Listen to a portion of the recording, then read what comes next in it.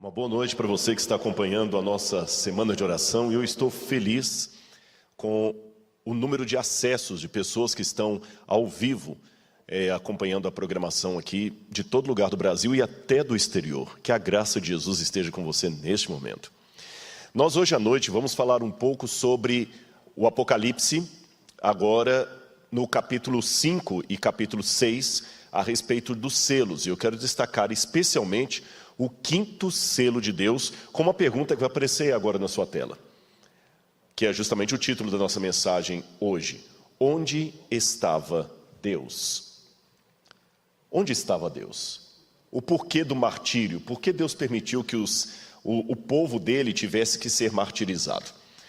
Eu gostaria de convidar você a abrir a sua Bíblia comigo agora e nós vamos ler o texto, que será o texto base do sermão desta noite. Vamos ler Apocalipse. Apocalipse, capítulo 6, versículos 9 em diante. Apocalipse 6, versos 9 em diante. Eu vou ler, eu espero que você acompanhe de sua casa. É muito bom nós termos esse hábito de acompanhar a pregação lendo a Bíblia, seja no smartphone, seja num aplicativo ou em papel para os que são mais tradicionais, mas não fique só escutando. Na época, eu já expliquei isso aqui, na época em que o Apocalipse foi escrito, realmente as pessoas não tinham condições de ter cada uma cópia da Bíblia em mãos. Por isso que a temática diz, bem-aventurado aquele que lê e aqueles que ouvem. Era muito caro.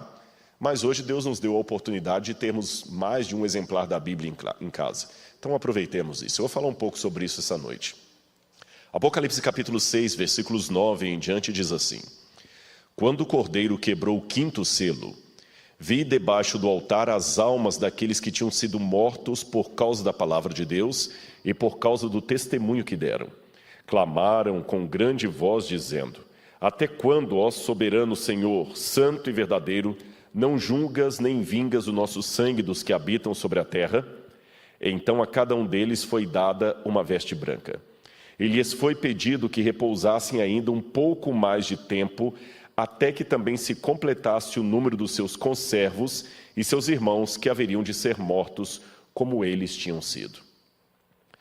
É outra temática complicada da gente entender a princípio, por dois motivos. O primeiro, como eu falei também dos selos ontem, o próprio fato da gente não entender, assim, em primeira mão, pela cultura ocidental, o que Deus quis dizer com aquilo, almas debaixo do altar, clamando por vingança. E Deus dando para elas um prazo para repousar, até que seriam completos os seus conservos que haveriam de ser mortos como eles foram. O que Deus quis dizer com essa mensagem? E o segundo tema complicado dela é para nós que entendemos a morte como um sono, explicar uma passagem que realmente João está falando que vê almas debaixo do altar. Então, realmente, as almas, depois que morrem, elas vão para o céu e elas podem clamar a Deus. Então esse texto estaria sendo um apoio para fazermos celebração aos mortos. O que nós podemos aprender desse texto? Bem, nós temos aqui uma maquete de um santuário que eu gostaria de mostrar para vocês de primeira mão. Eu fiquei muito feliz, foi um presente que eu ganhei, né? Acabei de receber, foi surpresa para mim. Eu entrei aqui na igreja do UNASP, e alguém dos câmeras perguntou assim, você vai usar hoje o santuário? Não, porque eu tinha aquele pequenininho de plástico que eu trouxe de Israel. Eu falei assim, não, hoje eu não vou usar o santuário. Ele falou, porque tem um santuário montado lá na frente da igreja, eu não entendi. Eu até anotei aqui, vou pedir licença a vocês para ler os nomes. Vou voltar para essa câmera aqui. Quem fez isso aqui é o Iancel. Iancel é casado com a Mary e ele mora na Argentina, na Universidade Adventista da Argentina, na UAP, ali em Entre Rios, perto da cidade de Entre Rios, ali da cidade de Paraná, não Paraná, estado brasileiro, estou falando da Argentina. E ele, além dos dotes de futuro médico, também sabe fazer maquete, faz muito bem, não estou elogiando só o proforme, não. E ele fez essa maquete e o sogro dele e a sogra que estão aqui, o irmão Isael e a irmã Deusa, trouxeram para mim, junto com o pastor Esmeraldo, um amigo que eu não via há muito tempo, o pastor Esmeraldo. Então eu quero de coração agradecer ao Iancelo, que está na Argentina, que Deus o abençoe, muito obrigado. E eu pedi uma licença para ele. Eu falei assim, olha, seria muito egoísmo de minha parte ficar com isso só para mim. Então eu vou colocar no Museu de Arqueologia Bíblica do NASP, que eu já falei, ontem você é convidado a conhecer em breve. Fica lá em Engenheiro Coelho. Mas vou pedir o câmera para me ajudar aqui e vou estrear essa maquete já no sermão de hoje. Você se lembra, o santuário no Antigo Testamento ele tinha mais ou menos o mesmo formato de planta baixa que depois eles usariam no templo. E as visões do Apocalipse são muito próximas disso. João é elevado até o céu e ele vê um altar, o altar de holocausto, que ficava aqui fora no pátio. Só que ele vê o legítimo que está no céu, que essa era uma cópia. Ao invés dele ver uma pia com água onde o sacerdote se lavava, ele viu um mar de vidro no céu. E ao entrar diante do trono de Deus, ele é colocado num primeiro momento aqui, caiu esse altarzinho aqui, vou colocá-lo bem aqui na frente onde ele fica, onde é o lugar dele. Aqui você tem o candelabro. Esse candelabro, não sei se dá para pegar um close aqui, é a menorá. Havia essa menorá aqui no santuário, ela tinha 7 pontas, como você pode ver, tá vendo? E essas 7 pontas eram alimentadas diariamente com um azeite todo especial que era trazido para o altar. Essa menorá representava o Espírito Santo, ela ficava aqui no lugar santo. Aqui, entre a cortina, ficava, na verdade até está ao contrário aqui, eu quero corrigir isso aqui para vocês. A menorá deveria estar lá no fundinho, e aqui fica outra peça. Agora eu acabei de corrigir. Aqui você tinha o altar de incenso. Eu vou explicar a função desse altar de incenso. Ele representava as orações que o povo de Deus oferecia. Eles colocavam o incenso aqui, acendiam, e ele enchia o santuário de fumaça com um cheiro agradável.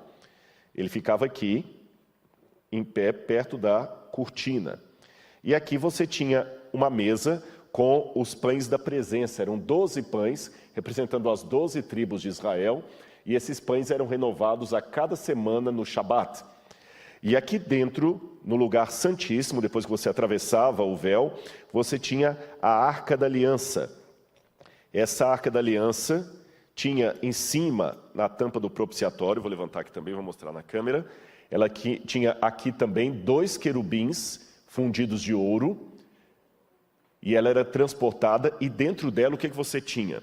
Você tinha os 10 mandamentos, você tinha a vara de Arão florida e um pouco do maná que foi recolhido no deserto.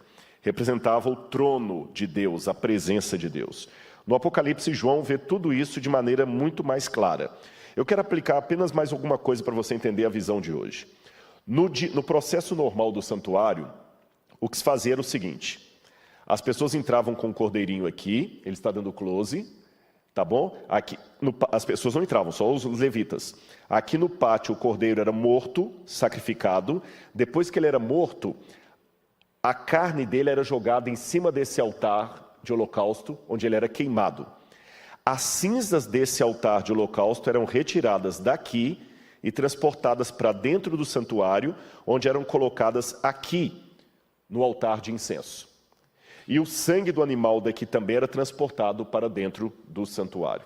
No dia da expiação, esse mesmo fenômeno acontecia, porém indo até o lugar santíssimo. Mais uma coisa importante para você entender. Imagine que todos os dias, o animal sendo sacrificado aqui, e o sangue do animal era aspergido nas pontas. E escorria o sangue do animal para as bases do altar. Guarde agora na sua memória essa informação que eu estou dando. À base do altar escorria o sangue do sacrifício. Prestou atenção? E uma última informação: o primeiro fogo desse altar foi aceso, porque um raio de Deus desceu, queimou o sacrifício, e a brasa desse fogo era transportada e mantida lá dentro para acender o altar de incenso. Ou seja, o altar de incenso era queimado com brasas que vinham daqui, que por sua vez foram acesas pelo próprio fogo de Deus. Nadab e Abiú levaram para dentro do santuário fogo estranho, fogo que não foi tirado daqui, por isso foram fulminados. Muito bem, agora que você já sabe o procedimento, como é que tudo isso aí funciona, nós estamos prontos para voltar para o texto do Apocalipse e entender melhor algumas partes do que João apresenta ali. Muito obrigado pela participação e espero que tenha ficado didático para você. Muito bem, meus irmãos, vamos voltar então agora para a imagem da Bíblia. E vamos ver então como é que tudo isso aqui se aplica ao texto bíblico, só lembrando que João viu o mesmo ritual do santuário no santuário celestial, que é o verdadeiro, aquele que o livro de Hebreus fala que é o verdadeiro tabernáculo, aquele no qual Cristo entrou. Porque a Bíblia diz que Jesus não entrou em santuário feito por mãos humanas, mas que agora ele comparece diante do santuário verdadeiro que se encontra no céu. E quando Moisés construiu aquele tabernáculo que eu mostrei ali, a ordem de Deus foi: Moisés, faça tudo conforme a planta que eu lhe mostrar. Então Deus mostrou para ele uma planta do santuário celestial, de maneira, é claro, diminuída, para que ele pudesse fazer uma réplica aqui na terra, uma visão terrena. Muito bem, agora eu quero mostrar para vocês algumas questões que nós podemos começar a perguntar. Preste atenção na sua tela que tem uma pergunta que eu gostaria de fazer para você em casa refletir. Por que a perseguição? Por que Deus permite a perseguição dos crentes? É curioso que se você ler na sua casa Mateus capítulo 24, verso 14, ali diz: e será pregado o evangelho do reino a todo mundo em testemunho a todas as nações, então virá o fim. Mas esse texto que fala da pregação do evangelho, ele segue uma descrição de perseguição. A linguagem sacrificial sugere que os cristãos jamais proclamarão o evangelho a todo mundo enquanto não se tornarem radicais o bastante para morrer por amor a Cristo. O que essa passagem quer dizer? Quando a gente pergunta assim, é uma pergunta que eu mesmo já me fiz. Por que Deus tem que permitir o sofrimento do seu povo? Por que Deus tem que permitir que o povo sofra? E eu comecei a lutar com o Espírito, e quando a gente luta com o Espírito, é bom você ir à Bíblia, porque as respostas estarão ali. E comecei a perceber essas coisas, como eu acabei de colocar aqui. Eu nunca tinha parado para notar que Mateus 24, 14, será pregado o evangelho do reino, é colocado após uma descrição de: vocês serão atormentados, levarão vocês às prisões, vocês serão odiados do mundo, não tenham medo naquele dia. De alguma forma, eu percebi a partir desse link que Deus não é um sádico. Ele não gosta do sofrimento, principalmente o sofrimento dos seus filhos, mas parece que Deus percebe que sem uma perseguição não haverá reavivamento. Eu sei que é um pouco forte o que eu estou dizendo, mas se não houver perseguição, não haverá reavivamento. Eu vou ilustrar isso de maneira melhor para você entender. Olha aí o que eu vou mostrar para você em casa. Essa aqui é uma frase, um pensamento que eu tirei de um cantor gospel americano chamado John Fisher. E ele fez uma pergunta uma vez: quem é fiel? E olha o que ele colocou. Coloque uma arma na cabeça dos 60 milhões de cidadãos americanos que se dizem cristãos, segundo o Instituto Gallup. Então diga-os para escolherem entre viver e renunciar a Cristo. Depois de escolherem, aí conte de novo. E talvez você, como Gideão, terá o seu exército. Embora, na verdade, não precisemos tanto. Basta apenas confiscar a sua TV e você terá o mesmo resultado. Percebeu? Talvez eu mudaria até um pouquinho a frase, porque o John Fisher falou isso já há algum tempo atrás, na época que a televisão que era o problema. Talvez eu diria hoje você não precisa mais ameaçar os cristãos de tirar-lhes a vida para que neguem a Cristo. Basta ameaçar tirar-lhes o celular. E muitos já cederão à sua fé para não perderem o celular. Conta-se uma dessas ilustrações de sermão que uma vez, numa das igrejas da África, estavam todos reunidos ali e estava uma ameaça de uma guerra civil. E quando estavam todos reunidos para o culto, começaram a cantar. Quando entraram na igreja, uns 6 ou 7 homens encapuzados e encapuzados ou encapuçados? Agora deu dúvida. Encapuzados, com Z. É bom corrigir, né? Não sei para quem está aí, deve ter professor de português assistindo. Mas entraram aqueles homens com o capuz, fica melhor assim, e E todo mundo assustou com aqueles homens entrando com metralhadora e falaram assim: olha, para esse culto agora. Nós não queremos saber de cristãos aqui não. Quem quiser viver, abaixe e vá embora agora renunciando a Jesus. Porque quem ficar por Jesus nós vamos matar. Rápido! Aí na mesma hora, uns 50% ou 60% da igreja começaram a abaixar e... Quando aqueles abaixaram e saíram, os outros ficaram em pé esperando os tiros. Aí os homens tiraram o capuz e falaram: pastor, pode tocar o culto porque já limpamos a escória. Eu sei que é só uma anedota dessas de ilustrações para sermão, eu não sei se isso aconteceu, mas eu fico cá pensando com os meus botões, será que isso não vai acontecer? Depois de amanhã, eu vou pregar sobre o tempo de angústia, que talvez vai ser o sermão mais dramático de toda essa série. O sermão de sexta-feira, sobre o tempo de angústia. Eu só vou antecipar uma coisa para você. O livro Grande Conflito diz que, ao aproximar-se a tempestade, uma classe numerosa dos que têm professado fé na mensagem do terceiro anjo pulará para as fileiras do adversário. Eles viram as coisas quase sob a mesma luz, mas estavam tão acostumados com o comodismo que, em vindo a tribulação, pularam para as fileiras do adversário. Vocês estão percebendo onde eu quero chegar? Repito, para que fique bem claro na sua mente e gravado de maneira indelével. Deus não é nenhum sádico. Contudo, Ele sabe que se não houver provação, sofrimento, perseguição, não haverá o reavivamento da igreja. Eu, de um tempo para cá, fiquei convicto disso. Fiquei convicto disso. Como diz o ditado, provação vai, provação vem, para que se saiba quem é quem. Eu quero mostrar mais uma coisa para você. Preste atenção nesse quadro. É um pouco irônico, mas ilustra o que eu quero dizer. Se eu disse que Deus não é sádico, também não sou masoquista.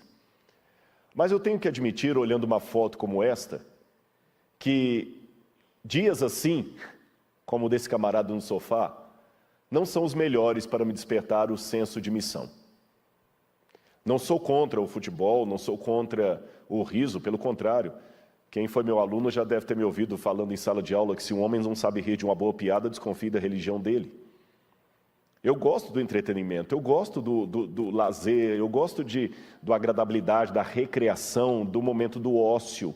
Há momentos que a vida pede o ócio, que a vida pede um acordar até mais tarde. Eu não sou um fanático, mas eu reconheço que não é no dia da comemoração do campeonato de futebol que eu estaria ansiando a volta de Jesus. É quando eu recebo uma notícia que estou com câncer. Missionários, principalmente aqueles que estão na janela 1040, não têm muito tempo para certas picuinhas tão comuns aqui no Ocidente. Eu quero contar para vocês rapidamente a minha experiência na África. Eu não sou um missionário. Quando eu digo eu não sou missionário, eu quero esclarecer para você. O livro Serviço Cristão diz que todo verdadeiro filho de Deus nasce no reino como missionário. Em termos de membresia da igreja, esse é um espanholismo, um galicismo que eu vou tomar licença para usar aqui, membresia, eu sei que não tem essa palavra em português, mas em termos de membership da comunidade, eu me sinto um missionário, um evangelista, porque eu prego, eu dou estudo bíblico, eu procuro anunciar a volta de Jesus. Então, nesse sentido, como membro da igreja, eu sou um missionário e sou um evangelista. Porém, na teologia, você tem as áreas de especialização. Tem a teologia sistemática, que é aquela que sistematiza mais as doutrinas, tem a teologia bíblica, que é a área que eu me especializei, tem a teologia histórica e tem a teologia aplicada. A teologia aplicada é aquela que lida com o crescimento de igreja, administração eclesiástica. Eu estava falando isso com o pastor Gilson. Eu falei assim, olha, meu amigo, eu fui distrital pouquíssimo tempo. Para quem não é adventista, eu vou explicar o que é distrital. É como se fosse o pároco. O padre que cuida da paróquia, ele é o pároco, tá certo? Então, o pastor adventista, ele tem uma paróquia também. Pode ser uma igreja grande, como essa do NASP, que deve ter uns 3 mil membros. Pode ser uma série de igrejas pequenas no interior. Ele é chamado de distrital, porque as igrejas dele formam o seu distrito. Então, eu fui distrital pouco tempo. Eu hoje, se eu tivesse que voltar a cuidar de uma igreja, eu teria que reaprender muita coisa de homilética, arte de pregar, de administração eclesiástica, etc. E existe uma área dentro da teologia aplicada, que é a área de missiologia, tem até mestrado e doutorado em missiologia, onde o sujeito aprende técnicas de evangelismo, de crescimento de igreja. Nesse sentido, eu digo que eu não sou missionário nem evangelista, tá certo? Mas como leigo na área, já fiz meus evangelismos, já fiz evangelismo em Moçambique, já fiz evangelismo em Angola, já batizaram centenas de pessoas em Angola, em Moçambique, no Sudão. No Sudão foi um evangelismo meio por acidente. Mas eu quero contar uma história de Moçambique. Eu fui pregar ali e era interessante que aqueles irmãos não tinham conforto praticamente nenhum. Era a cidade... Eu sei que há pessoas de Moçambique que provavelmente estejam assistindo a gente, talvez não agora, mas a reprise, por causa do fuso horário, lá vai estar muito tarde. Mas os irmãos moçambicanos, para saber onde eu fiz evangelismo, foi na cidade de Quelimane. Nós fomos de Maputo para Quelimane, atravessando o rio Zambeze, e nós batizamos ali quase 500 pessoas, num lago que tinha sanguessuga e cobra.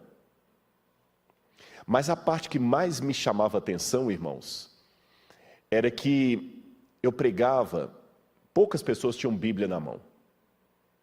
E cabia num espaço assim, que você contava, um espaço para 300 pessoas, tinha 500, 600. E um ânimo, e eles ficavam, e a gente ficava e pregava. Eu lembro de um dia que eu estava pregando e todo mundo ficou assustado, porque tinha um feiticeiro que foi até a porta e começou a jogar feitiço em mim. Outro dia apareceu um animal morto lá de feitiço, e os irmãos tinham muito medo disso. E eles lidam com o diabo direto. Direto. Mas no dia do batismo, foi uma coisa tão linda. A gente foi fazer o batismo, e eu pregava num lugar que até a energia vinha do vizinho, era uma coisa muito simplória. Eu nunca preguei no Brasil, no lugar mais pobre do Brasil, que foi... O lugar mais pobre que eu preguei no Brasil tinha mais condições do que ali. Mas o ânimo daqueles irmãos na hora de cantar. E eles andando assim, cantando, a gente andou para o lugar do batismo mais ou menos uns 3 ou 4 quilômetros. Alguns de pé no chão, mas uma alegria. Eu tenho esse filme guardado em algum lugar que eu gravei na época com uma dessas maquininhas de filmar mesmo. E uma mulher com uma trouxinha aqui atrás. Eu falei assim, ela falou, pastor, manda um abraço pessoal do Brasil, e cada um falando num dialeto diferente, porque embora a língua oficial seja o português, eles têm muitos dialetos. Tem o manhaua, tem outros que eles falam lá. Aí eu falei, irmã, e o que a senhora quer mandar para o Brasil? Pede o Brasil para mandar para a gente Inário, livro de Espírito e Profecia, e Bíblia, a gente precisa. Só não tem Inário? Não, não tem. É isso que eu falo, até eu voltei para o Brasil. Lembra que eu falei ontem que teólogo aprende com os irmãos leigos e até com criança? Eu tive uma aula, eu fui ali como evangelista junto com os teologandos. Mas quem teve aula fui eu. Sabe por quê, irmãos? No dia que eu fiz aquele batismo, a primeira coisa que chamou a atenção a alegria deles. Eles cantavam. E na hora de batizarmos, o pastor perguntou assim, o pastor não trouxe lenço? Eu falei assim, não, por quê? Não, tem que ter um lenço para batizar. Eu não entendi. Aí alguém tirou um lenço de um desbravador lá e me deu. É porque lá, pastores, eles batizam, e depois que batizam, você com o lenço tem que enxugar o rosto da pessoa, como um gesto de carinho. É o mesmo lenço para todo mundo, eu sei que você está perguntando isso. Mas ao mesmo tempo que eles têm esse gesto de carinho, eu fiquei até assustado, porque numa conferência foram quase 400, quase 500 pessoas que batizaram. E eu perguntei, eles vão ficar firmes como em Angola? Em Angola a gente fez o projeto Esperança Angola lá, foram milhares que batizaram. Eu preguei num estádio para 70 mil pessoas. E depois eu saí daquele estádio, tinha um outro estádio com 40 mil pessoas. E eu perguntei, esse pessoal vai ficar na igreja? Fica. E no dia do batismo foi interessante, porque antes de fazer, na igreja adventista, nós temos a profissão de fé. Nós vamos ter um batismo aqui hoje, você vai ver. E a pessoa dá a afirmação dela, eu aceito isso. Aí as pessoas faziam a profissão de fé, depois o ancião ia pedindo aos poucos assim, agora fica todo mundo de costas. Aí eles ficaram de costas para o povo. Aí falar, agora a questão de costas, eu quero perguntar aqui, os irmãos sabem se algum desses aqui está devendo no mercado, se não pagou no mercado, se alguma mulher está saindo com homem casado, vocês sabem se algum deles aqui tem problema com a justiça, se tiver, pode levantar a mão, eles estão de costas. Não tem? Eles estão bem para vir? Então agora pode virar. Ou seja, eles não facilitam a coisa. E vêm com firmeza para a igreja. No dia que eu estava indo embora, é até diferente quando você vai para Estados Unidos e quando você vai para lá. Estados Unidos você vai com a mala vazia e volta com ela cheia, porque aproveita para trazer muita coisa e muita gente pede coisa. Lá você vai com a mala cheia e volta com a mala vazia. Eu voltei com a mala literalmente vazia. Eu deixei tudo lá. E quando eu estava vindo no último dia, eu lembro que um dos pastores que nos trouxe é o pastor Sábado. Eu lembro que na época eu falei com ele, o senhor chama Sábado? Eu falei, eu chamo Sábado. Eu falei, o pastor da nossa união lá, que tinha acabado de ser eleito, é o pastor Domingos. Ele falou assim, ele está errado, o certo sou eu. E eu falei, pastor Sábado, ele assim, todo feliz. Eu dei para ele um livro, Patriarcas e Profetas. Ele abraçou aquele livro e falou assim, nossa, desde o seminário que eu não tenho um desse. Muito obrigado. Aí naquela hora eu virei e falei assim, pastor, você gostaria de ficar com o meu terno? Pastor, vai me dar o seu terno? Eu falei, sabe por que eu ofereci? Porque ele estava durante toda a campanha com o mesmo paletó, uma paletó de uma cor, calça de outra. E bem surradinho. Eu falei, se servir, se o irmão não se importar, não é lixo que eu estou lhe dando, a gente fica até com vergonha de ofender, né? Ele falou assim, não, há de servir. Eu falei, mas não, há de servir, minha esposa costura, há de servir. Eu subi até o quarto, peguei a última roupa que eu tinha, a última muda de roupa limpa que eu tinha, peguei o terno dele, o senhor me abraçou o terno. E aqui no Brasil, eu posso falar com você sem medo, pastor adventista não fica rico. Pode ter certeza, não fica não. Não fica não. Nós temos até um acordo que a gente tem, chama-se acordo, depois eu vou falar sobre isso amanhã ou quinta-feira aí, que nós não podemos ter uma segunda fonte de renda, porque a igreja já nos dá a nossa manutenção. Então, por exemplo, eu faço guia em Israel, mas eu não recebo por isso. A TV não me paga 2 salários, um pela Novo Tempo, outro pela igreja e outro pelo NASP, não. E o mesmo salário que eu recebo é o salário que recebe o presidente da igreja para toda a divisão sul-americana, é o mesmo que recebe o pastor Gilson aqui, é o mesmo que está recebendo um pastor que está na igreja lá do interior do Vale de Jegue de Dentro. A diferença é lógica, é só a escala, quando você entra, então não dá para ficar rico. Mas também a igreja cuida bem de nós. Em que sentido? No Brasil a gente tem Letra, que é um auxílio para comprar livro, que a gente estuda bastante. Tem auxílio quilometragem. Tem auxílio saúde. E nós ainda reclamamos. Eu percebi que o que estava faltando no meu ministério era passar mais tempo na África. Porque você volta com vergonha e senso de missão. Entendeu o que eu quis dizer com Deus permitir a perseguição? É uma bênção, pastor Gilson, ter uma igreja bonita como essa que confiaram para vocês cuidarem. Vocês 3 que estão aqui. É uma bênção ter uma TV como a Novo Tempo. Mas eu entendo que essas coisas podem nos distrair. E para que o reavivamento final venha, Deus vai ter que permitir que nos tirem tudo isso quando a perseguição chegar. Foi a perseguição que fez os apóstolos saírem de Jerusalém. Perceberam? Então, se você está hoje chateado porque está se sentindo perseguido por sua fé, eu te digo assim, glorifique a Deus. Mas vamos voltar aqui mais um texto que eu quero mostrar para vocês. 1 Pedro capítulo 4, versículos 12 a 16 diz assim, amados, não se surpreendam com o fogo que surge entre vocês para prová-los, como se algo estranho estivesse acontecendo, mas alegrem-se à medida que participam dos sofrimentos de Cristo, para que também, quando a sua glória for revelada, vocês exultem com grande alegria. Se vocês são insultados por causa do nome de Cristo, felizes são vocês, pois o Espírito da glória, o Espírito de Deus repousa sobre vocês. Se algum de vocês sofre, que não seja como assassino, ladrão, criminoso, ou como quem se intromete em negócios alheios. Contudo, se sofre como cristão, não se envergonhe, mas glorifique a Deus por meio desse nome. E pena que às vezes eu encontro pessoas que saem da igreja porque estão sofrendo. Desistem de Deus porque estão sofrendo. Ele passou a vida toda ouvindo de pessoas com câncer e até dizendo que ia orar por elas. O dia que o câncer bate à porta dele, ele fala, Deus não existe. Senão ele não levaria minha filha com câncer e não deixaria eu ter esse câncer. Com muito respeito eu falo isso, porque eu sei que há pessoas talvez que estão me assistindo que estão com algum problema sério. Mas quando você questiona, por que eu, Senhor? Não seria sensato também você perguntar, por que não eu, Senhor? Nós não temos, às vezes, um certo egoísmo inconsciente.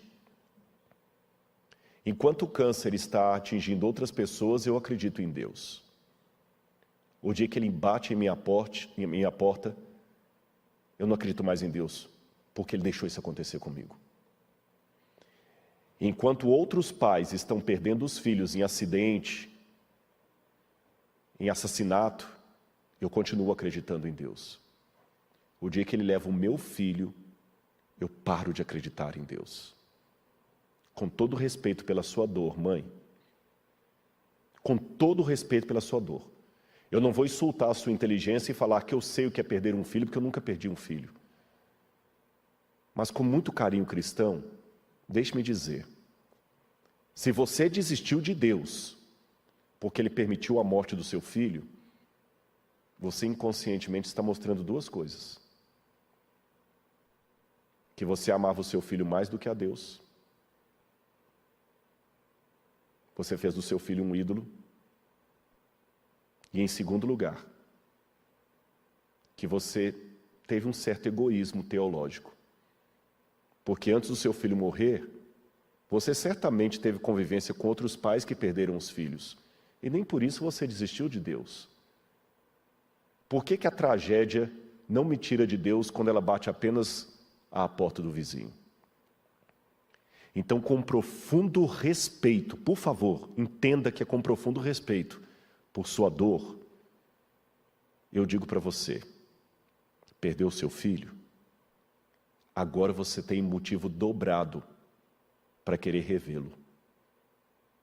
Se há alguém mais do que qualquer outro que tem que se preparar para a volta de Jesus e almejar esse dia, é você. Porque você sabe o que a morte significa quando arrancou do seu peito aquele que você mais amava. Então, se tem alguém que não pode nem cogitar desistir do céu, é você. Senão, o que seria apenas um até logo ao seu filho pode virar um adeus. Percebeu? Eu nem sei quem você é. Mas se Deus mandou falar isso para você, apenas aceite. Não fique bravo comigo. Eu só sou a flauta. O músico é outro. Eu quero mostrar mais um texto para vocês aqui, mais uma reflexão. Você já se perguntou por que cédulas de dinheiro nunca vêm com o rosto de Jesus? Eu não conheço país do mundo, por mais religioso que seja, que coloca Jesus nas cédulas de dinheiro. O dólar, por exemplo, é sempre fotos de presidentes mortos. O Brasil coloca fotos de animais. Cada país coloca uma foto diferente. O shekel de Israel coloca a foto do Ben Gurion. Mas nenhuma foto põe nenhum país, por mais religioso que seja, nem o Vaticano, embora o Vaticano não tenha moeda própria, mas acho que nem o Vaticano, se tivesse uma moeda própria, colocaria o nome de Jesus numa cédula de dinheiro. E por quê? Talvez quem possa nos dar essa resposta é Friedrich Nietzsche. Nietzsche, quando declarou a morte de Deus, Nietzsche disse que uma das críticas que ele fez ao cristianismo é que o cristianismo valorizava demais a submissão, a humildade e a pobreza, enquanto condenava o orgulho, o poder e a avareza. E quem quer isto? Por isso nós matamos Deus, disse Nietzsche, ou pelo menos fizemos o seu funeral. É que, na verdade, Nietzsche diz que quem matou Deus foi a ciência, a modernidade, mas as religiões participaram fazendo o funeral de Deus. Por isso todos em uníssono dizem, Deus morreu. E Nietzsche via a morte de Deus como uma coisa boa. Ele percebia o caos social que a morte de Deus traria, mas Nietzsche, como um bom ateu, ridicularizava o cristianismo. E ele ridicularizava pelos mesmos valores nietzscheanos que hoje estão sendo retomados. O cristianismo nos faz não desejar os prazeres da carne. Tudo é pecado. A carne se torna pecaminosa. Agora a questão é explorar o corpo. O seu corpo é seu, você faz com ele o que você quiser. Você pode usar todas as bebidas que você quer. Esse negócio de proibir beber, proibir certas comidas, proibir certas roupas, ridículo. Proibir certos comportamentos sexuais, ridículo. Você pode fazer o que você quiser, o corpo é seu. É o cristianismo que tirou isso. O cristianismo que demonizou a riqueza. O cristianismo que demonizou essa vida, dizendo que temos que nos preparar para a vida por vir. Qual o problema em desejar ser rico? Qual o problema em desejar status? Qual o problema em desejar a vaidade? Por isso o mundo não quer saber de cristianismo hoje. Nesse aspecto, o Nietzsche estava certo. É por isso que o rosto de Jesus nunca vai estar em notas, porque Jesus vai justamente na contramão de tudo isso. Jesus ensinou a abnegação. Jesus ensinou a levar desaforo para casa, coisa que a gente não suporta, principalmente nessa época de internet, que alguém vai te lacrar, a vontade de lacrar 2 vezes. Jesus ensinou a se dar um tapa, oferecer o outro. Jesus ensinou a amar os inimigos. Jesus ensinou que o verdadeiro reino não pertence a esse mundo. Perceberam? Antes de explicar isso, eu quero deixar bem claro para você. É por isso que talvez Jesus se torne uma pessoa tão indesejada mesmo dentro das igrejas. Porque o céu não é um lugar que tem as coisas que nós mais amamos aqui. Agora, mudando um pouquinho de saco para mala, como se diz, o que quer dizer o texto quando fala de almas debaixo do altar? Você se lembra da maquete que eu mostrei? Não precisa ter a câmera do close não, mas se pelo menos aquela ali conseguir pegar, a última aqui, se você lembrar bem a maquete que eu mostrei aqui, ok? Só baixar um pouquinho aqui, eu não sei se dá para você pegar aqui. Isso. Aqui na frente, ele está conseguindo pegar, aqui ficava o altar de holocausto. Foi nesse altar, evidentemente na versão celestial, que João viu debaixo do altar as almas gritando. Ou seja, eu vou levantar o altar aqui, olha, tá bem? Foi debaixo desse altar que João viu as almas gritando, até quando, ó Santo, Senhor, soberano, não julgas nem vingas o nosso sangue dos que habitam sobre a terra. Agora veja em sua casa essa imagem aí que nós vamos explicar o porquê que são as almas dos mortos. Preste atenção nesses textos da Bíblia. Pode colocar lá na tela. Em primeiro lugar, devemos deixar claro que a Bíblia não é incoerente. E a Bíblia proíbe toda e qualquer forma de necromancia. O que é necromancia? Consulta aos mortos. Eu vou ler 2 ou 3 versículos para vocês. Aqui no texto de Deuteronômio, capítulo 18, versos 19 a 21, Deus disse assim: quando entrares na terra que o Senhor teu Deus te der, não aprenderás a fazer conforme as abominações daqueles povos. Não se achará entre ti nem feiticeiro, nem encantador, nem necromante, isto é, quem consulte os mortos, nem mágico, nem quem consulte os mortos. Pois todo aquele que faz tal coisa é abominação ao Senhor. De novo, em Levíticos 19, 31, diz: não vos voltareis para os que consultavam os mortos, os espíritos dos mortos, nem os que adivinham o futuro, porque eles vos contaminaram. Eu sou Yahweh. E por fim, Isaías 8, 19 a 20, quando vos disserem, ide consultar algum médium que fale com os espíritos, adivinho, ou quem saiba murmurar encantamentos, respondereis: o que se deve fazer é consultar a lei e os ensinamentos. Se não falarem de acordo com esta palavra, certamente jamais poderão ver a luz. Ora, a Bíblia não é incoerente. Se a Bíblia fala que não é para consultar os mortos, não é para ter relação com eles, por que João iria ter relação com os mortos? E a Bíblia fala que a morte é um sono. Mas vamos continuar para ver se a gente desvenda essa aparente contradição bíblica. O que significa sangue na Bíblia? Se você ler várias passagens em hebraico, você vai ver que a palavra sangue ela aparece como sinônimo de alma e vida. Por exemplo, quando diz lá em Levíticos 17, 21, a vida da carne está no sangue, literalmente está dizendo a alma da carne está no sangue, a nefesh em hebraico.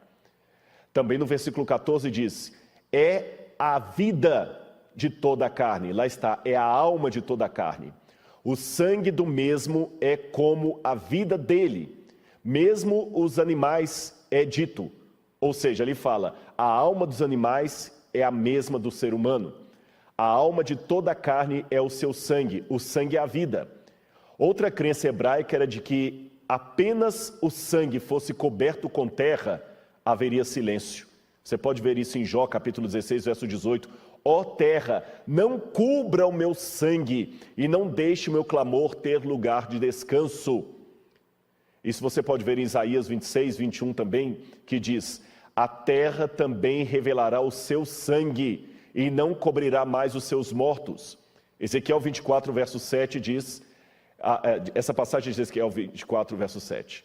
A esta suposição antiga há uma alusão em Hebreus capítulo 12, verso 14, que diz, o sangue da aspersão que fala melhor que o de Abel. Volta aqui para mim. O que a Bíblia está dizendo? Cobrir a terra com sangue é uma expressão idiomática que significa não dar a justiça para aquele que foi injustiçado. Se você se lembra, num dos dias que eu falei sobre o juízo, eu falei que o juízo na perspectiva divina, eu falei isso na vigília, não é algo a ser evitado, é algo que nós almejamos, porque o dia do juízo é o dia em que Deus vai me recompensar de tudo aquilo que eu sofri. E uma pessoa que foi morta covardemente, pela expressão idiomática, se o seu sangue for coberto pela terra, a sua vida, a sua nefesh, a sua alma, não terá justiça. Então, por isso o pedido, Senhor, não cubra o meu sangue com terra. Se você ler no Antigo Testamento, quando Caim mata Abel, Deus chega para Caim e fala assim, o sangue de Abel clama da terra até mim. Percebeu? Então, nós já aprendemos aqui algumas coisas.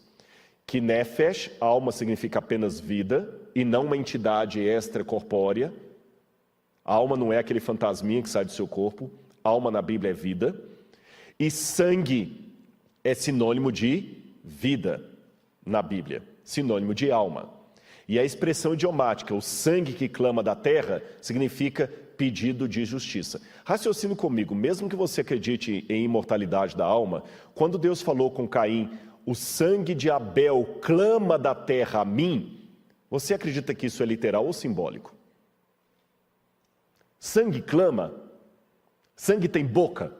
Sangue tem cordas vocais? De jeito nenhum. Isso é chamado em gramática de prosopopeia. O que é prosopopeia? Prosopopeia é quando você pega elementos inanimados e confere vida a eles. Por exemplo, quando eu digo assim, o próprio Roberto Carlos, quando cantava, meu cachorro me sorriu latino, isso é uma prosopopeia. Cachorro não sorri. É quando você pega a fala ou qualquer coisa que é de alguém e atribui a um ser inanimado ou até um animal também. Pode ser até um ser animado, mas um animal. Quando você fala o seguinte, as aves todos os dias me dão um bom dia antes de trabalhar. A ave não dá bom dia para ninguém. Isso é uma forma de expressão. Ou quando você fala assim, a pilha de roupa na máquina ficava todo dia me chamando. Vem me lavar, vem me lavar. Pilha de roupa não fala. Isso é uma prosopopeia, muito comum na língua portuguesa. E também na língua hebraica, na língua da Bíblia. Agora que você sabe que prosopopeia é emprestar fala e voz a objetos ou seres que não têm fala nem voz, você entende por que fala o sangue de Abel clama da terra a mim. Prosopopeia. Quer exemplo de prosopopeia na Bíblia? Aqui vai alguns. Preste atenção aí. Olha o que diz o livro de Juízes, capítulo 9, versículo 8 e 9. Aconteceu uma vez que as aves quiseram ungir um rei sobre si. Disseram, pois, à oliveira, reina sobre nós. Mas a oliveira lhes disse, deveria eu renunciar à minha gordura com que se glorifica a Deus e os homens e deveria ir e oscilar entre outras árvores? Veja, a árvore não vai eleger rei, isso é uma prosopopeia. Outro exemplo de prosopopeia, Jó capítulo 26, verso 11. as próprias colunas do céu estão pasmadas. Coluna não pode ficar pasmada. Durante as noites me corrigiram os meus rins. Os rins chamaram a atenção. Isso é prosopopeia, Salmo 16, verso 7. Levantai as vossas cabeças, ó portões. Salmo 24, verso 7. Olha, a porta não tem cabeça para levantar a cabeça. É uma prosopopeia. Que a minha glória entoe melodias. Glória não canta. Salmo 30, verso 12. Que jubilem os ossos que quebraste. Salmo 51, verso 8. O próprio mar viu e pôs-se em fuga. Salmo 114, verso 3.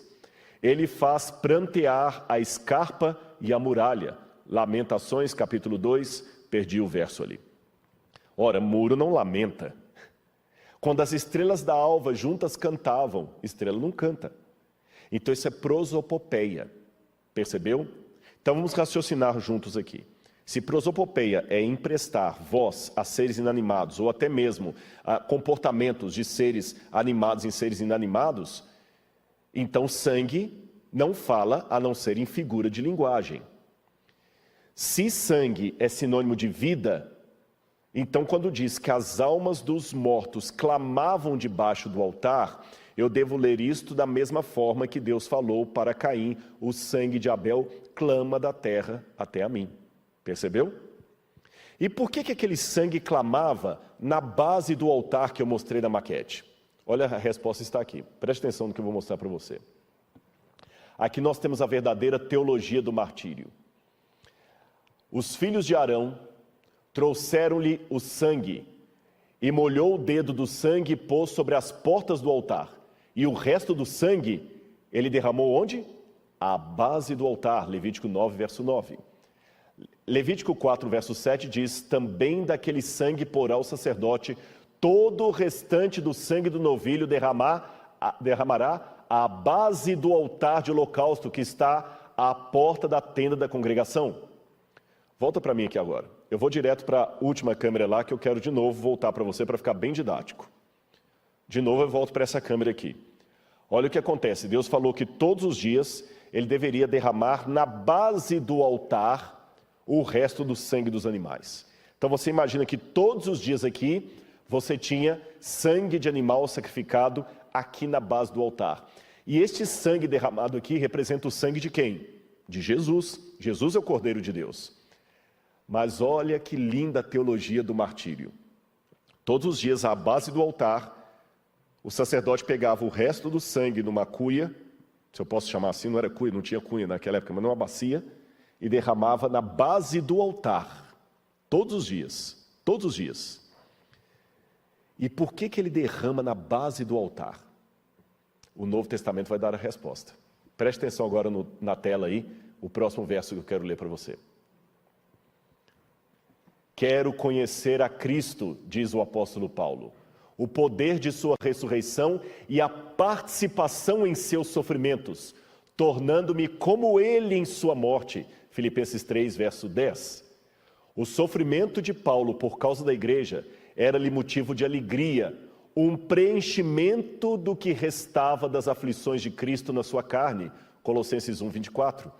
Quando você também vai a Colossenses 1, 28, também diz a mesma coisa. E é interessante que ele fala: vocês devem repousar até que se complete o número. Na verdade, a palavra número não está ali no grego. Até que se completem os seus irmãos. É curioso que a necessidade de aperfeiçoamento do povo de Deus é coerente com o propósito do evangelho pregado pelos apóstolos, em apresentar todo homem perfeito em Cristo. Tiago ensina que as tribulações existem para que todos se tornem perfeitos e íntegros, em nada deficientes. Tiago 1, verso 4. Então vamos voltar aqui. Ali no Apocalipse diz: foi dito àquelas almas, já falei que não são almas de verdade, são vidas clamando, prosopopeia, que repousassem um pouco mais de tempo, até que se completasse o número dos seus conservos e irmãos seus, que haveriam de ser mortos iguais eles foram. A palavra números, arítimos, não está no grego. No grego está só assim, para que se complete os seus conservos. A palavra número foi o tradutor que colocou.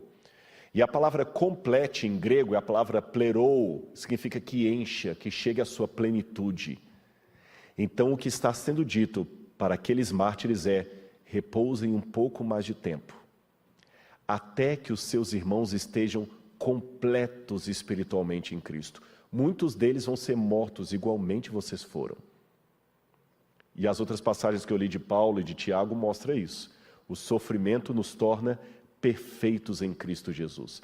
É por isso que eu entendo que Deus permitirá uma última perseguição, um último sofrimento da igreja, para que nos aperfeiçoe na pregação do Evangelho. E para terminar minha fala aqui, eu quero mostrar mais uma coisa dessa vez para você do templo. Apocalipse capítulo 8, versículo 1 a 5, traz uma cena curiosa. Volta para mim aqui que eu quero ler essa cena no Apocalipse e depois nós voltaremos para lá. Apocalipse capítulo 8, versículo 1 a 5, diz assim. Olha o que diz. Só um minutinho. Bíblia nova.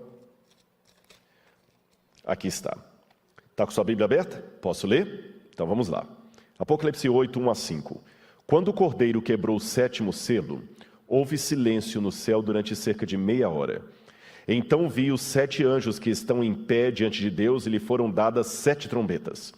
Veio outro anjo e ficou em pé junto ao altar, com um incensário de ouro, e foi-lhe dado muito incenso para oferecê-lo com as orações de todos os santos sobre o altar de ouro que está diante do trono. E da mão do anjo subiu à presença de Deus a fumaça do incenso com as orações dos santos. Então o anjo pegou o incensário, encheu do fogo do altar e o atirou à terra. E houve trovões, vozes, relâmpagos e terremoto. Preste atenção nesse detalhe aqui. A primeira coisa que me chamou a atenção é que no original grego, eu sempre procuro ler a Bíblia e ter o original grego do lado, porque às vezes na tradução se perde alguma coisa. Diz que o anjo veio, e aqui na minha tradução diz, o anjo veio e ficou em pé junto ao altar. Mas no original grego está que o anjo ficou epi. Epi significa sobre o altar. Por que o anjo ficou sobre o altar? Eu fiquei me perguntando, por que o anjo ficou sobre o altar? Lembra o altar que eu mostrei para vocês da maquete? Talvez a resposta esteja no santuário do segundo templo. Olha lá, no segundo templo, no templo de Salomão e no templo que João conheceu, o altar de holocausto era muito alto. Ele não era tão baixo como o antigo. E havia uma escada para ir até o topo. Então aí eu entendo que o anjo estava sobre o altar, porque na época de João, estão vendo pequenininho o sacerdote em cima do altar? Para jogar a carne do animal sobre o altar, o sacerdote tinha que literalmente subir sobre o altar. E é ali que ele jogava o sacrifício. E é na base daquele altar que as almas estavam clamando. Então, o anjo, que aqui é Cristo, pega as cinzas daquele altar, as brasas daquele altar, para oferecer lá no altar de incenso que estava dentro do santuário, que são as orações dos santos. E ele pega aquele altar, aquele incensário, e joga na terra. E quando ele joga na terra, há terremotos, trovões e tudo mais. Sabe o que significa essa passagem? Deus estará atendendo a oração dos mártires. É o momento em que a porta da graça vai se fechar. Basta. E Deus faz isso com ímpeto, com força. E quando você vai para Apocalipse capítulo 15, você vê de novo o desdobramento disso. O santuário se encheu de fumaça da glória de Deus. E ninguém podia entrar no santuário. Sabe por quê? Porque Deus falou, chega meu filho, está na hora. Encheu de fumaça. Então, volta a cena para você ver. Volta a imagem, coloca a imagem mais uma vez. Em cima do altar, o sangue dos santos está clamando na base desse altar. Cristo pega as cinzas desse altar, com todo o clamor dos mártires do 5º selo, leva para dentro do santuário, para dentro da presença de Deus, e apresenta como as orações deles. E naquele mesmo momento ele atira na terra de uma maneira passional o incensário e fala, Pai, chega, meus filhos estão sofrendo demais. E Deus faz o santuário ficar cheio de fumaça, que é uma mistura da oração dos santos com a glória de Deus. E fala, então vamos sair agora e vamos buscar os nossos filhos. E é assim que ele vem com poder e grande glória buscar aqueles por quem ele morreu e que descobriram, sem nenhum masoquismo, que é um prazer sofrer por amor a Cristo.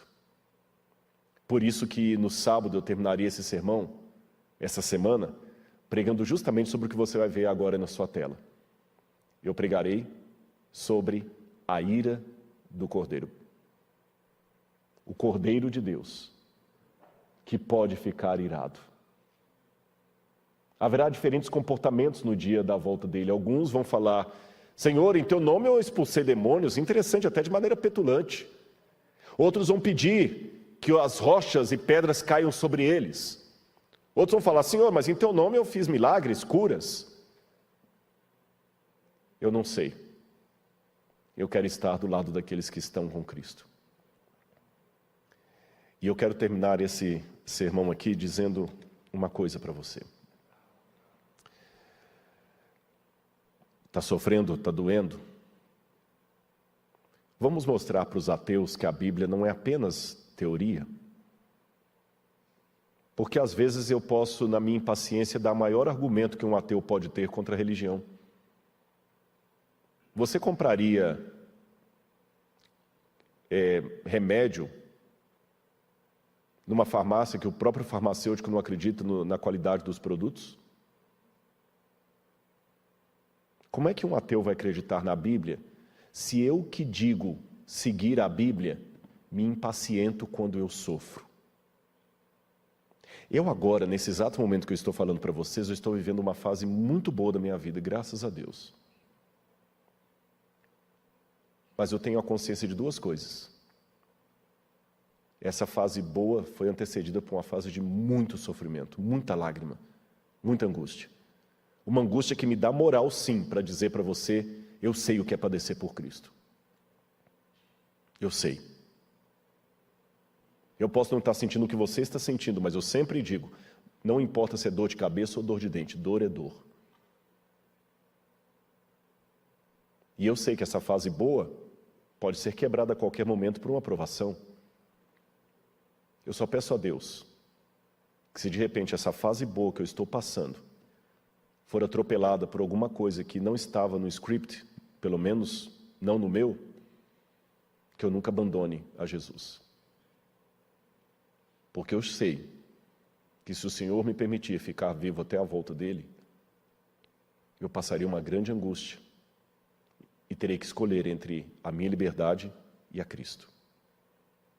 E se a Bíblia fala que é um privilégio sofrer por Cristo, se Paulo e Silas estavam cantando na cadeia enquanto estavam sendo surrados, por que eu vou apresentar tantos queixumes? Por quê? Aceite a Jesus como seu Salvador pessoal, porque existe uma promessa, que quando Ele vier, Ele vai falar assim, estes são aqueles que vieram da grande tribulação.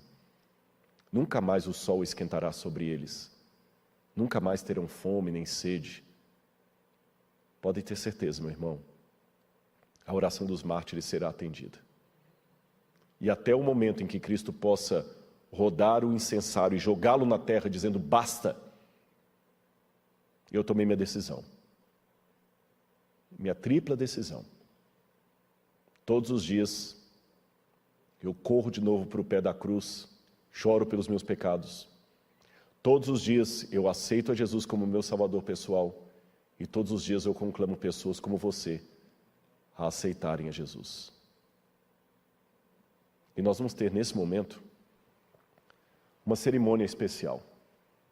Você vai ver ali na frente um batismo de alguém que não teve vergonha nem receio de dizer que ele aceitou Jesus como seu Salvador pessoal. Eu imagino que não foi fácil chegar até aqui. Mas, sabe por que eu estou vindo aqui à frente?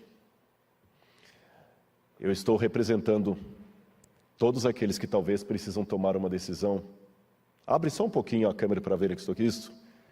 Aqueles que estão precisando tomar uma decisão ainda não tomaram. Se eu estivesse numa situação normal da igreja aqui, eu estaria convidando você para vir aqui à frente para orar com você. Mas já que eu não posso fazer isto, eu vou inventar, vou fazer virtualmente. Eu vim aqui para frente, de mão dada, para representar você. Eu estou ouvindo como se fosse você atendendo esse apelo. Não vai ser fácil a sua vida. Você comprou uma briga séria agora com as trevas. Nós estamos num grande conflito entre o bem e o mal, e os dois lados querem você. Mas eu tenho uma boa notícia para te dar. Você tem um exército à sua disposição. E o Senhor Jesus vai estar com você. E com você também. Eu tenho orado para que Deus te traga de volta. E olha lá que eu sei que seus pais estão assistindo a gente. Olha aí, papai e mamãe. Eliakim e Eulália. Ontem eu mandei um vídeo para vocês. Olha quem aceitou o convite, veio aqui à frente. Em nome de Jesus. Amém. Que Deus abençoe vocês, viu? Prezado Leonardo, aqui nessas águas você traz todos os seus pecados e renascerá para uma nova vida em Cristo Jesus. E conforme a sua decisão, e bem como também a sua profissão de fé em Cristo Jesus, aceitando a Ele como seu Salvador e Senhor de sua vida, aceitando também a todos os ensinamentos bíblicos e princípios apresentados na Palavra de Deus e defendidos pela Igreja Adventista do Sétimo Dia, para a remissão de todos os seus pecados, eu, como ministro do Evangelho, o batizo em nome do Pai, do Filho e do Espírito Santo. Amém? Amém.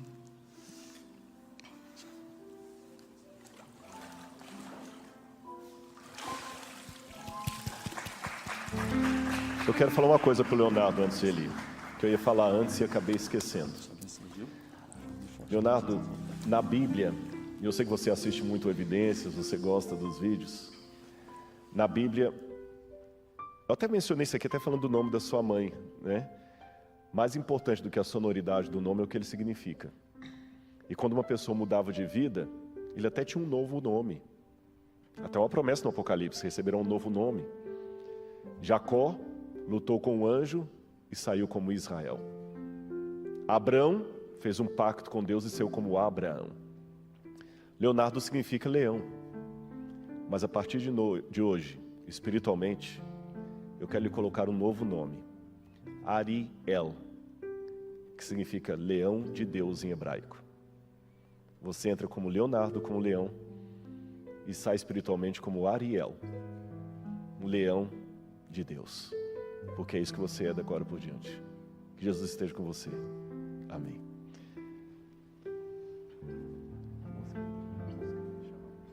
Nós vamos ter uma música especial agora. E você que está em casa, antes de eu fazer a oração final, e Deus ainda deu uma preciosa alma que veio aqui à frente. Como Deus é bom, né? Deus é maravilhoso e surpreende a gente todos os dias. E Ele vai nos surpreender ainda mais quando nós encontrarmos todas essas pessoas no céu. E eu quero encontrar você lá, pelos méritos do Cordeiro. Preste atenção nessa música e que o Espírito Santo toque em seu coração.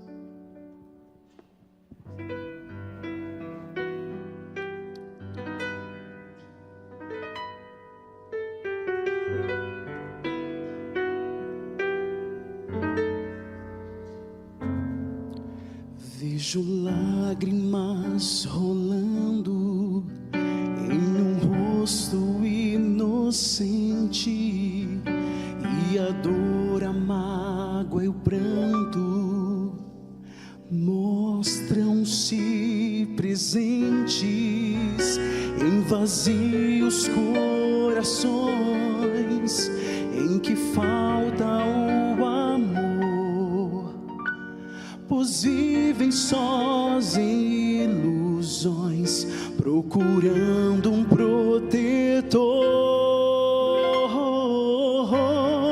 falta só o amor que Cristo pode dar. Venha e se entregue agora, Ele lhe protegerá. Falta só o amor, a luz e o perdão. Venha a Cristo, Ele vai preencher o vazio do seu coração.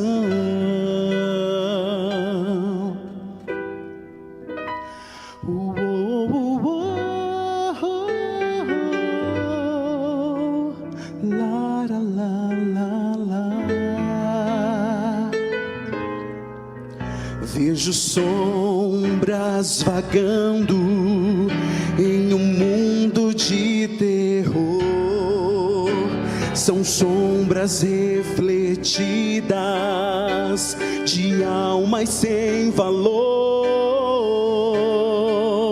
pois nada somos nós sem a graça de Jesus, que pagou nossos pecados, morrendo lá na cruz.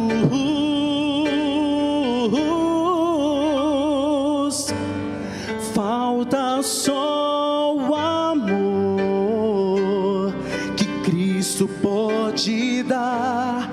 Venha e se entregue agora, Ele lhe protegerá. Falta só o amor, a luz e o perdão. Venha a Cristo, Ele vai preencher o vazio do seu coração. Então abra os seus olhos e deixe a luz penetrar. Reconheça este ato de amor que vai nos salvar.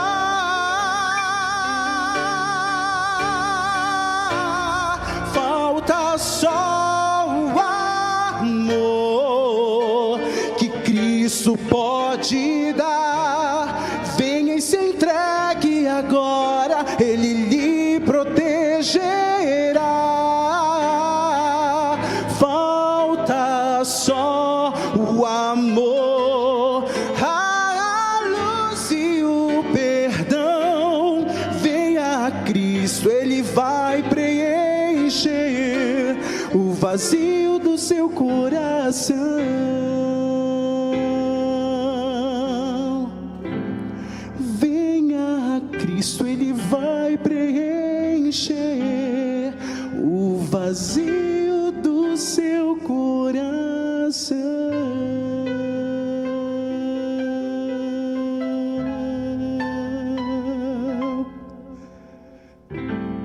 Venha a Cristo, Ele vai preencher o vazio do seu coração.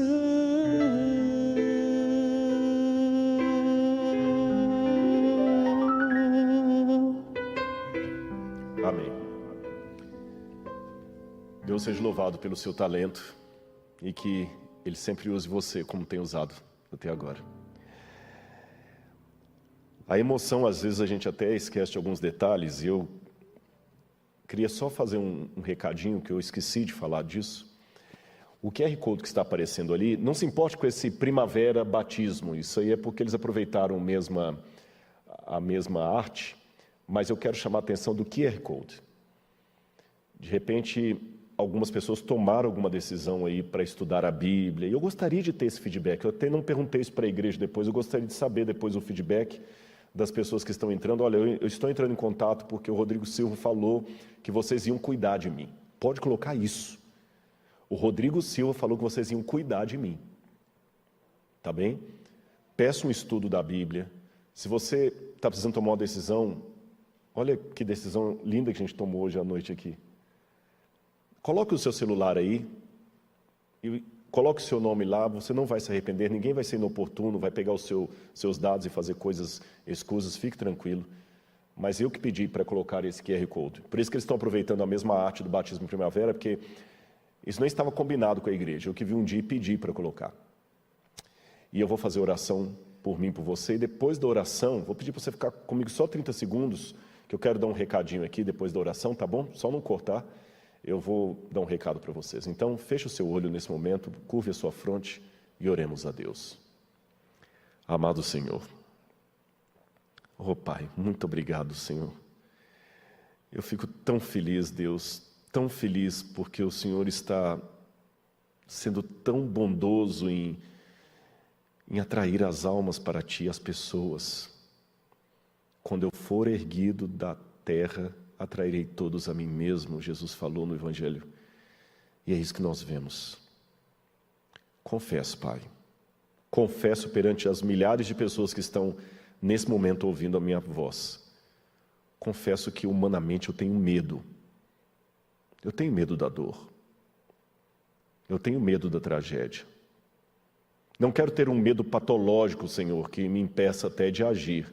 Não. Mas eu tenho um medo porque até um pouco de medo pode ser uma proteção. O receio nos impede de fazer loucuras. Mas tirando a explicação psicológica, eu tenho medo porque eu não quero sofrer. Eu não quero perder as pessoas que eu amo, eu não quero perder as bênçãos que o Senhor me deu. Mas eu também estou consciente, Senhor, que enquanto estivermos nesse mundo, pode ser que a tragédia se bata à nossa porta a qualquer momento. E se essa tragédia, Senhor, vira a minha alma, impondo sobre mim uma decisão entre o Senhor e a vida, que eu escolha o Senhor. E aquilo que eu peço, Senhor, humildemente, na primeira pessoa do singular, eu transformo agora na primeira pessoa do plural. Porque eu peço por mim e por todos os irmãos e irmãs que estão comigo nesse momento. Nesse momento, talvez, Senhor, a tragédia já chegou para alguém. Toca no coração dele ou dela. Faz a obra, Senhor, que o pregador não consegue fazer. Estamos clamando, como os mártires debaixo do altar. Até quando, ó soberano, justo e santo, não vingas nosso sangue dos que habitam sobre a terra? Até quando, Senhor? Quando é que eu vou poder olhar para o céu e ver a fotografia real daquilo que os adventistas me ensinaram pela Bíblia, que Jesus vai voltar? Eu já estou nessa igreja há tanto tempo, Senhor, mas confesso que eu já cansei de ver fotografias da volta de Jesus, imagens, desenhos, bem feitos, é verdade, mas eu quero ver de verdade. Mas o Senhor que sabe, Senhor. O Senhor sabe quando é que será o dia do advento. Então, se eu não posso saber o dia, pelo menos não permita que nem eu, nem os queridos que estão comigo nesse momento nos percamos. Traga-nos de volta para o Teu redil. Nós não queremos sair do Senhor. Por amor de Jesus. Amém, Senhor. Amém. 30 segundos para uma... As lojas americanas vão ficar felizes aqui, viu? Não é merchan, não. Mas é porque o pastor Gilson disse-me que muitos de vocês fizeram perguntas sobre os trechos do filme que eu mostrei aqui, sobre o Apocalipse, as visões de João. Foi muita gente que perguntou. Então eu falei com ele, pastor, é mais fácil do que imaginam. Se você entrar no site das lojas americanas, hoje eu passei numa loja americana para conferir se ainda existe, porque eu comprei, é uma série chamada Coleção Bíblia Sagrada, são vários DVDs de capa verde, e o preço disso é menos de R$13, 12 e alguma coisa por DVD. E se você entrar no site da Lojas Americanas, que eu perguntei ao rapaz, se eu anunciar no site Encontro, você coloca no site Loja Americana, produtos, coleção Bíblia Sagrada. Aí você coloca lá Apocalipse, e você pode ter. E para que não reste nenhuma dúvida, porque dizia Cícero, não basta a mulher de César ser honesta, ela tem que aparentar honestidade. Eu não estou ganhando nenhuma comissão das lojas americanas, viu? É só uma prestação de serviço público. Como muita gente pediu ao pastor, então é fácil, você procura Apocalipse e está ali. Não estou ganhando comissão nem nada. Mas as lojas americanas, Parabéns, viu? Não, vocês nos devem uma, vou dizer assim. Que Deus abençoe vocês, meus irmãos. O pessoal riu aqui agora, viu? Então tá bom. Mas para não ficar mal com a igreja, assim, você pode comprar o DVD nas lojas americanas, mas consuma produto super bom. Tá bom? Produto super bom. Meus irmãos, que Deus abençoe. Beijo no coração de vocês. Muito obrigado. E amanhã estaremos de volta para mais uma pregação sobre Apocalipse. Um abraço e até amanhã.